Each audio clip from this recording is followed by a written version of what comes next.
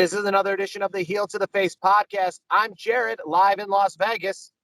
I'm Brandon, back in Syracuse, New York. And in about 48 hours, SummerSlam is going to take place in Las Vegas. The biggest party of the summer. We'll get you all ready for that, as well as NXT this weekend and a big AEW show in the Windy City. That and more as the Heel to the Face podcast starts right now.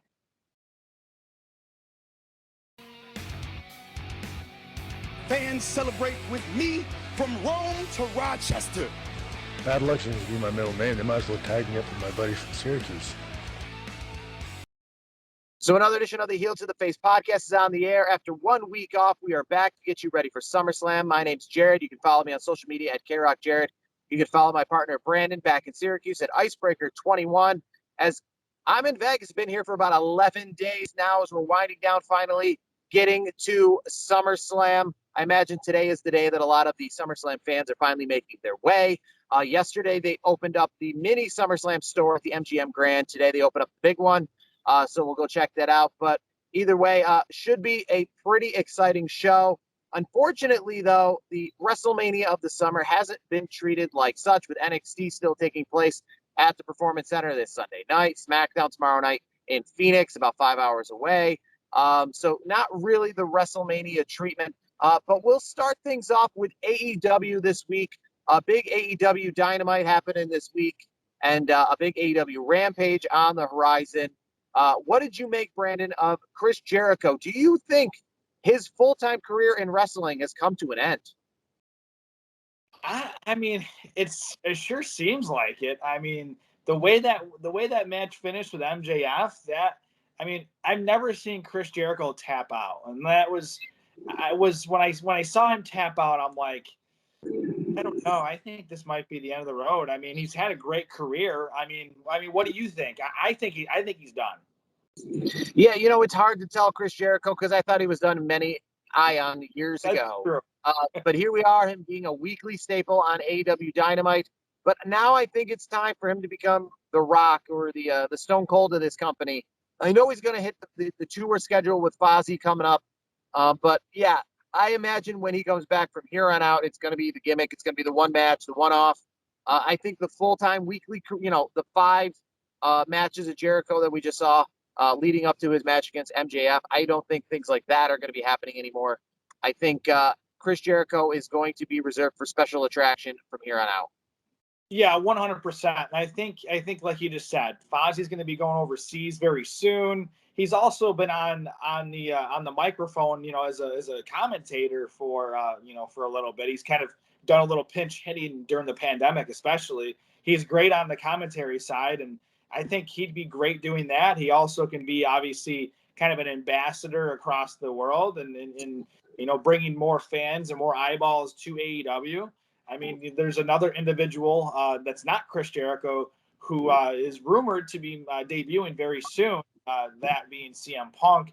That's going to bring a lot of eyeballs and, a lot of people, a lot of attention into AEW. I got to get your thoughts on it. Do you think he debuts this weekend? And we're recording on Thursday, so tomorrow, do you think he's on Rampage this week?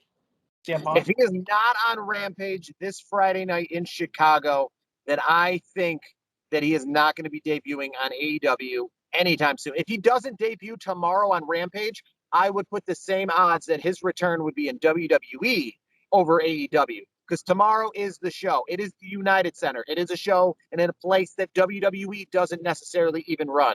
I don't know the specs if they're going to try to run it, the center, meaning like they're going to curtain off seats. But at full capacity, that's 23,000. That's larger than any WrestleMania that's ever taken place in Chicago. That's larger than any pay-per-view that WWE's ever done in Chicago outside of SummerSlam 94. The only televised event WWE ever ran at that building. So AEW, we know, is a smaller company. AEW runs the Rochester, New York's, when the WWE runs the Buffalo, New York's. AEW runs the Newark, New Jersey's, when WWE runs the Madison Square Gardens. So Exactly. For them to pick the main arena, for them to pick the 20,000 seat arena in downtown Chicago, all out, there's 3 arenas in Chicago and they're a varying size. United Center being the biggest one, Allstate Arena being second, where WWE normally runs, and the arena that's now called, coincidentally, the Now Arena, which is the 3rd arena about 40 miles out that fits about 8,000 people. That's actually where they are running. They're all out. that is where they are running their other pay-per-views. That's where they ran the AEW Dynamite. So they don't even run the second arena. They run the third arena in Chicago. So them going from the third arena to the one arena, not for a pay-per-view, but for a television show, for a Dynamite essentially, you got to be bringing out CM Punk tomorrow. And if you aren't, then he is not showing up in AEW, I don't think, anytime soon. Yeah, I 100% agree. And here's the thing. When you put these innuendos out there, Darby Allin, using that moniker, best in the world deal in Chicago, of course, you have to deliver on that. You can't lead the fans to the arena and to the TV and then no CM Punk. Like, you can't do that. It would be a terrible move by AEW. I think he's going to be there. Tony Khan wouldn't invested in this kind of energy into doing it if it wasn't happening. I'll be honest with you. I usually do not watch Rampage live. I know it just debuted, but I'm usually in bed by 10 because I'm just, the old guy with a child. So I go to bed early, but this time I'm going to suck it up and stay up late and watch. I mean, I know it's 10 to 11. So you'll actually have to tell me, because I did not watch the initial version of Rampage. So it starts at 10 o'clock. You're telling me that? Yes. So what happens is, by design, you have 8 to 10. You got SmackDown. 10 to 11 is the Rampage. So it's essentially, and it's only 1 hour. Yeah, it's 1 hour. Yeah, and it was. I didn't watch it live last week. I watched it on because I get it on Hulu, so I watched it later on, and it ran about 45 minutes.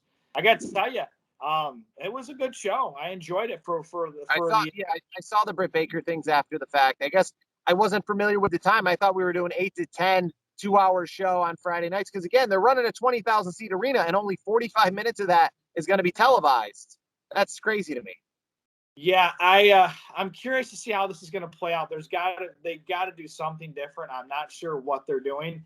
I mean, from what I saw, it was 10 to 11 is what they're going to do. But right, you can't sell out a 20,000 plus seat arena and only have 45 minutes of TV time. That's just not good business. Yeah, so because of dark matches and stuff like that. But apparently, like if you went to see, you went to a WWE show and you were only there to see Sunday Night Heat, and there was a bunch of dark matches, and only Sunday Night Heat was televised.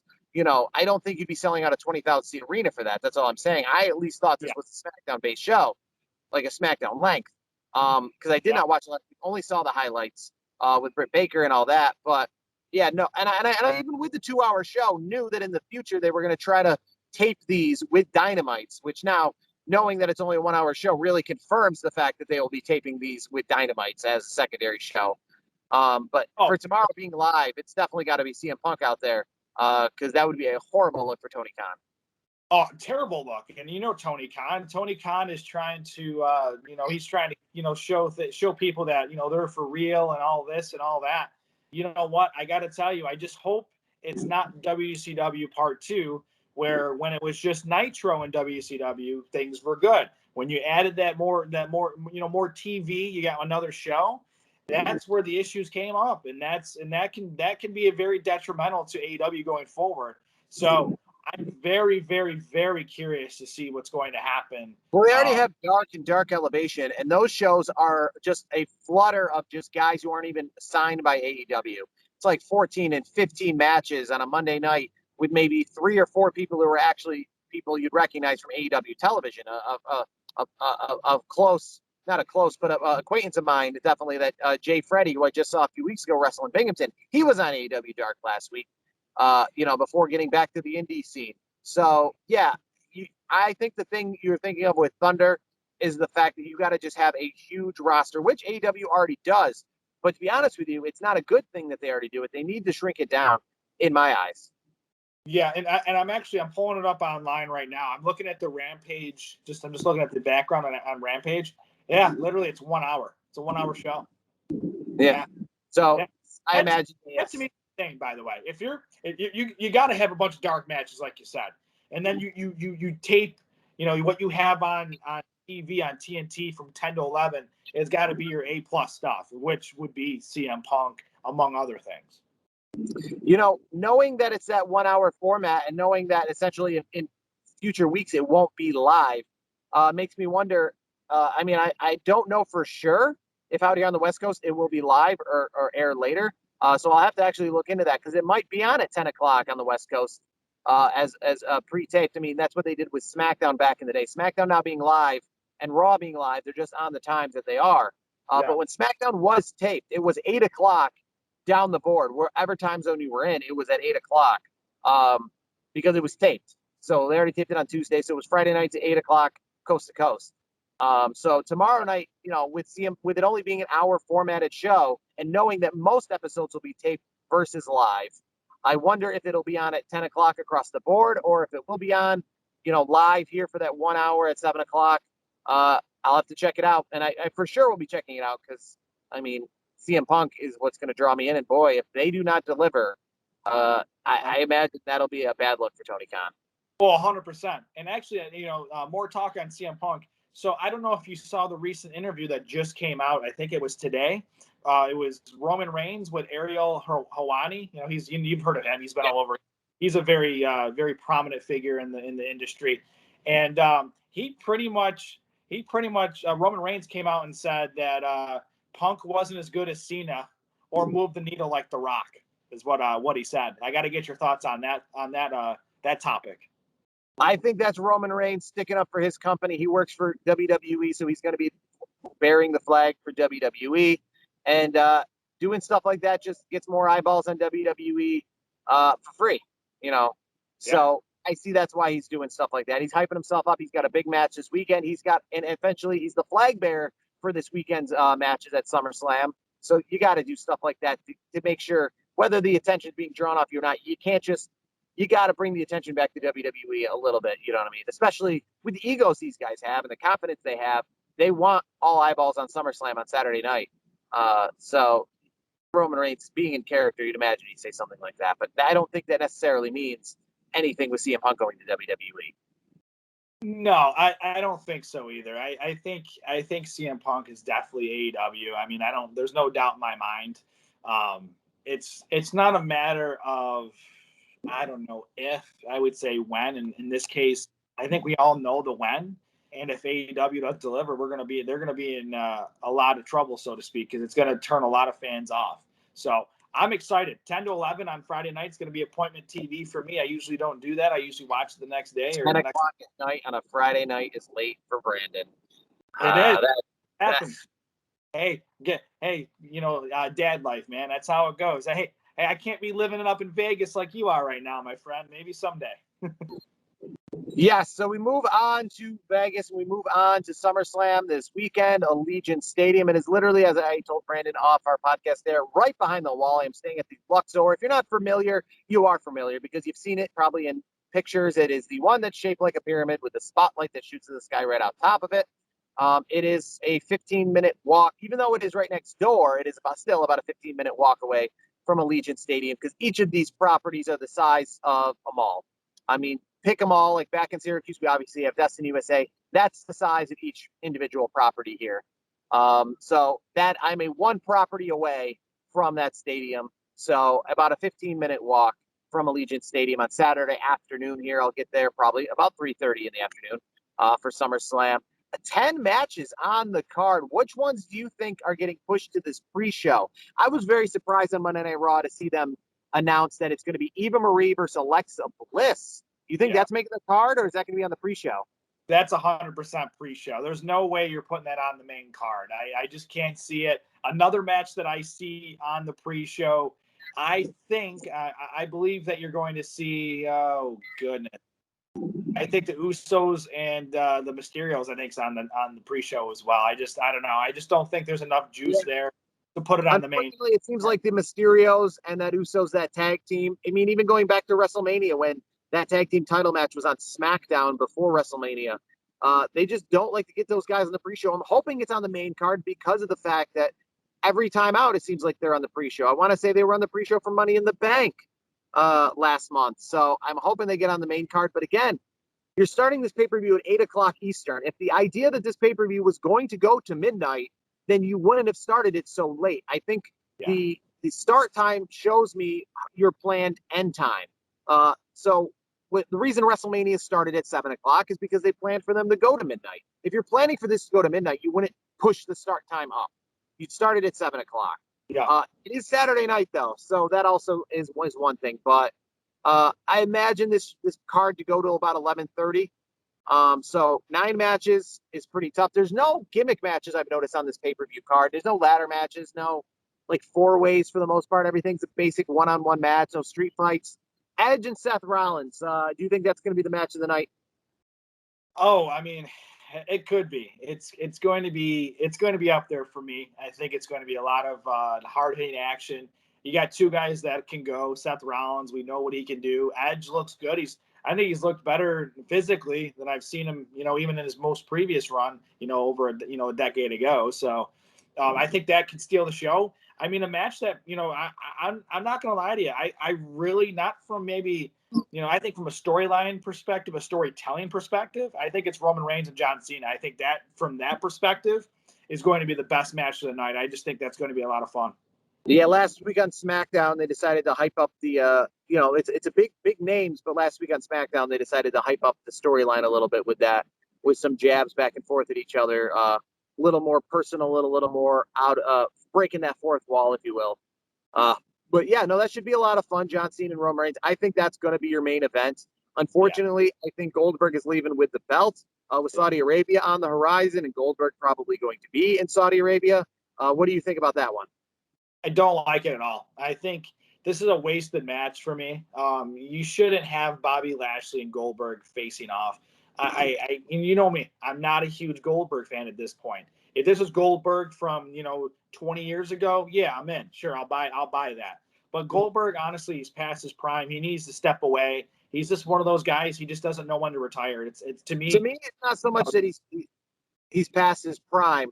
To me, it's just the fact that he's not a full-time performer. The gripe that everyone's been against Brock Lesnar all those years is a gripe I have against Goldberg, because he's just going to take the title and he's not going to do anything with it. He's just going to hold on to it until he wants to go away again and lose it.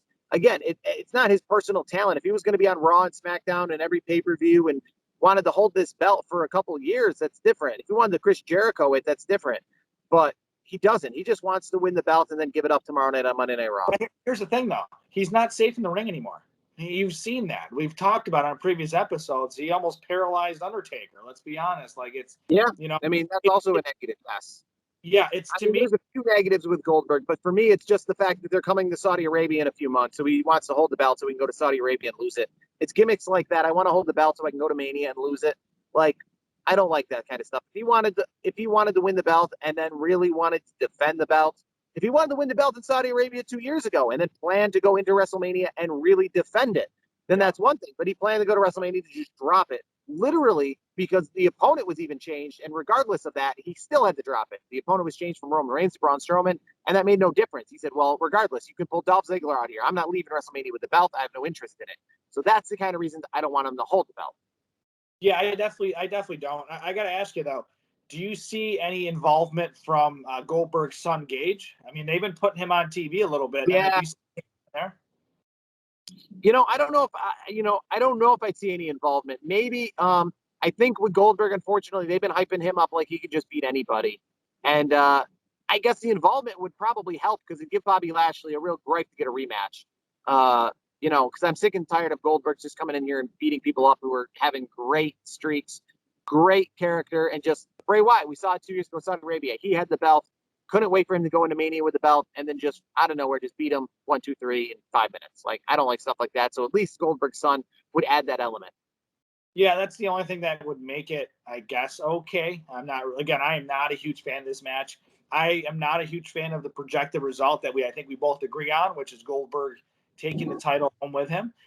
Bobby Lashley, to me, he gets overlooked because of how good Roman Reigns is doing on SmackDown. But Bobby Lashley, an MVP, by his side, that is some good television. Like, it's very compelling. He's legit, too. Like, he's a legit badass. And if you have him drop the belt to Goldberg like we expect, it's not going to be a good look. It's not going to be a good look at all. But I think we agree. Goldberg's taking the title to Saudi Arabia, unfortunately. Rated RK Bro. We've seen some dissension between them. We've seen them to get back together, break up, mostly from Randy Orton's perspective. Do you see them leaving this Sunday with the tag team belts from AJ Styles and Omos? RK Bro is so much fun. Everything that's going on between Randy and Riddle is so much fun. They are so over at this point. You got to put the belts on them. It's as simple as that. You got to put the belts on them. And here's how I predict the finish happens. AJ Styles gets pinned. Omos is not getting pinned. There's no way. They're going to keep Omos undefeated, or not, I shouldn't say undefeated, unpinned, unsubmitted, anything like that. I think they're going to keep that for a while and build that for something in the future for WrestleMania. So I think RK Bro wins, and I think AJ Styles takes the fall. So you think AJ and Omos break up after this? I don't think they break up after this. I think you're going to see a little bit of back and forth between RK Bro and AJ Styles and Omos. I think you're going to see that. I think you're going to see that run for a couple more months, to be honest with you. I think it's good stuff. I think it's really good content right now. All right. So with the women's matches, who do you see leaving SummerSlam with the championships? We got Bayley and Sasha, and we got the triple threat on Monday Night Raw. I'm gonna go with Bayley. Or I'm sorry. I'm gonna go Sasha. Sorry, Sasha. I'm gonna see Sasha win against. Sorry, I said Bayley. I meant Bianca Belair. Yeah, I know what you meant. Yeah, you threw me off there. I was like, wait a second, Bayley's out. But I think Banks is gonna win. I think Sasha wins the match. I do think that could be another match of the night possibility because Bianca and Sasha are fantastic competitors and they have a great chemistry and they tell a great story in the ring. So I could see that match being another match of the night candidate, but I think the boss wins. And then in the triple threat, I got to go with Nikki ASH. I got to go with her. I think she's over with the fans right now. And I think people have already seen enough Charlotte Flair for the moment, as much as we enjoy what she does.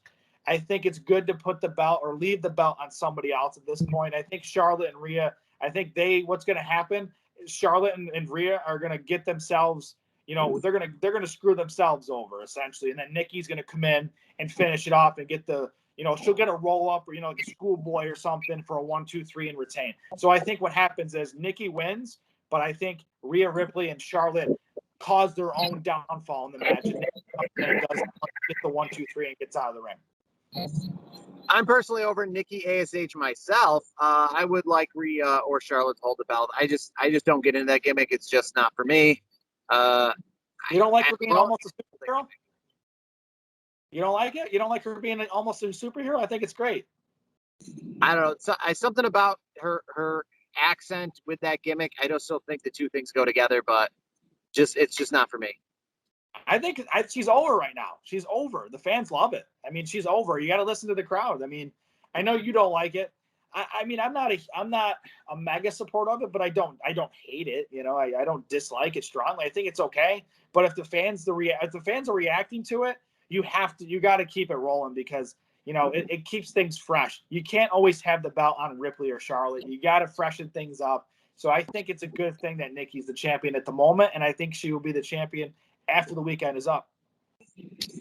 Now, I think that pretty much wraps what we think for SummerSlam because we're going to move on now to NXT to finish out the show because that's Sunday night NXT TakeOver, a big card still from the Performance Center, not out here in Las Vegas. There was a lot of rumors that it was going to be out here in Las Vegas just for the fact alone that there's so much NXT talent. I've already seen it walking through the MGM Grand where they're going to do a lot of the NXT tryouts. So I've seen a lot of the staffing and people who are trying out, as well as people who are working for WWE out here, part of the NXT tryouts, making their way through Las Vegas. They got the WWE Performance Center t-shirts on. You can tell what they're here for. So the staff is like the Triple H's of the world. They're going to be out here in Las Vegas, and then back in Orlando on Sunday. They're going to be Phoenix, they're going to be Vegas, and then back to Orlando for Sunday night, probably in Phoenix as well. For SmackDown. So a lot of traveling for them, but they're going to hold it at the Performance Center. They're not moving it out here. Probably the reason is that, things are getting a little testy out here when it comes to COVID. They're back to mask indoors. They'll be mask wearing at SummerSlam, this upcoming event. So it's probably. Wait. I thought it was an outdoor venue at the Allegiant Stadium. Allegiant Stadium is not an outdoor venue. It is an indoor stadium. It does open up, but there is a roof on it. It opens up from the sides, but it is considered an indoor venue.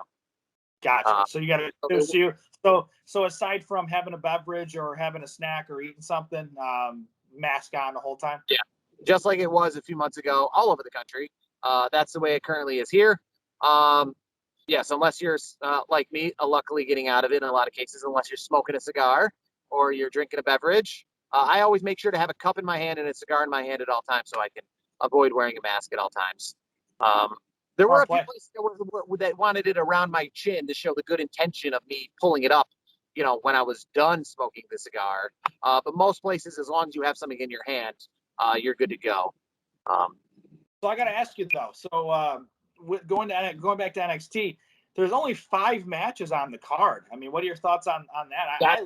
I mean, we've talked about that before. All the other NXT takeovers have been about 5 matches recently, and that is the sweet spot. It's going to be a 2.5-hour show.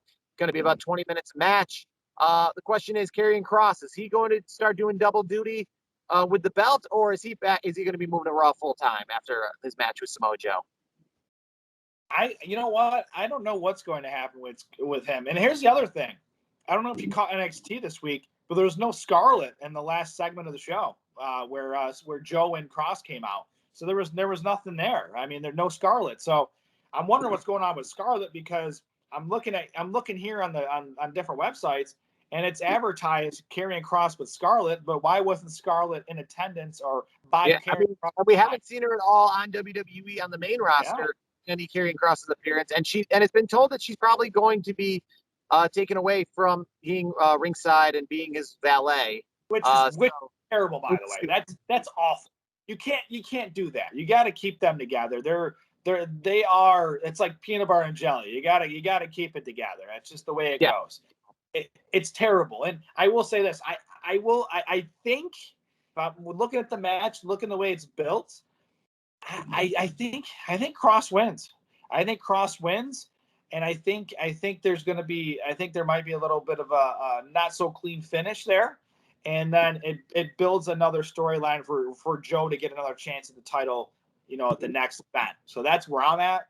I have to ask you though, the match we all got to talk about, and everybody that's a wrestling fan is talking about right now, is Kyle O'Reilly and Adam Cole.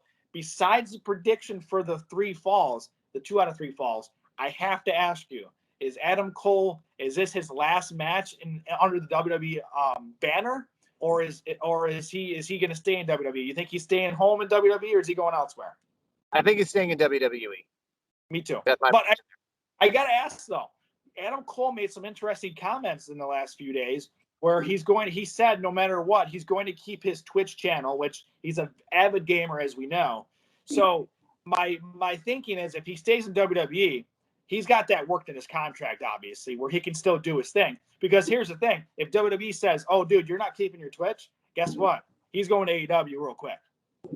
Yeah, I imagine that as individual. I imagine right now he's doing the Twitch thing kind of on his own, and I foresee him, if he's doing it now in WWE, then it would be easy for him to do it. Because remember, he was Adam Cole outside of WWE before coming in, so I still think he can be Adam Cole wherever he goes. Yeah. So I think he's safe in that regard. I think he's staying in WWE. I mean, it's my thing is just AEW has so many guys. I mean, where do they draw the line? Yeah. Where do they get to a point where you just have too many guys and you become that WCW Nitro game from 1998 that had like 95 guys on the roster? A good example is, FTR. FTR came in with this big bang, and FTR right now is not doing anything greater on AEW than they were doing in WWE. Yeah, 100%. That's the issue. And I think, and the other thing I've been reading about with the whole Adam Cole situation is all reports coming out these days. Adam Cole and Vince McMahon had a pretty good meeting. So Vince McMahon is very high on him. Maybe Vince, said, "Hey, we're going to build you like Shawn Michaels," which obviously is Adam Cole's one of his, idols, of course. And that, similar stature, there weren't big guys, either one of them. So, if he's going to brand Adam Cole as the next HBK, then I think Adam Cole stays. So I'm with you. I think he stays. We have the example, though, of Rusev being told he was getting a push about 5 days before he was released. So there is stuff like that happening in this. Well, here's the thing, though. The difference here is Adam Cole, he can, make another brand so much better. He can have an impact. Not really. I'm not going to say an impact, but he can have an impact in AEW just, he could be on the top of the card, with Kenny Omega, with the rest of these guys, the Young Bucks, for example. He can be on that level with those guys. And I don't see why he won't, because I think he's going to do it. Hangman Page is another name. I could see Hangman Page and Adam Cole having a barn burner for a while. So he's got options. I think he stays in WWE. And I think Adam Cole loses this match regardless. I think he loses on the third fall. And I think he gets promoted to Raw or SmackDown. Wow. We will see with that.